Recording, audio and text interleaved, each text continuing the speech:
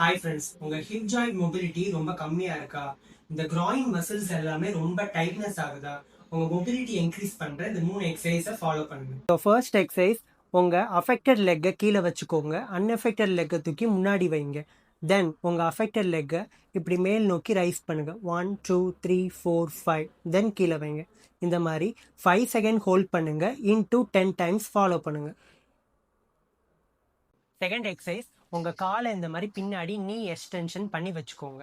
பண்ணி வச்சுட்டு உங்கள் ஹேண்ட்ஸை இந்த மாதிரி ப்ளேஸ் பண்ணி ஜஸ்ட் உங்கள் ஹிப்பை மட்டும் ரைஸ் பண்ணுங்கள். 1 2 3 4 5. 1 2 3 4 5. இதே மாதிரி 5 செகண்ட் ஹோல்ட் பண்ணி இன்டூ 10 டைம்ஸ் ஃபாலோ பண்ணுங்க. ஸோ தேர்ட் எக்ஸசைஸ், இந்த மாதிரி ஸ்டாண்டிங் பொசிஷனில் நின்று ஒரு காலை அப்படியே வச்சுக்கோங்க. அஃபெக்டட் லெக் அந்த மாதிரி வைடர் பொசிஷனில் வச்சுக்கோங்க. தென் இந்த மாதிரி சைடான ஒரு ஸ்ட்ரெச் மட்டும் கொடுங்க. இந்த மாதிரி ஒரு 5 செகண்ட் ஹோல்ட் பண்ணி இன்டூ 10 செட்ஸ் பண்ணுங்க.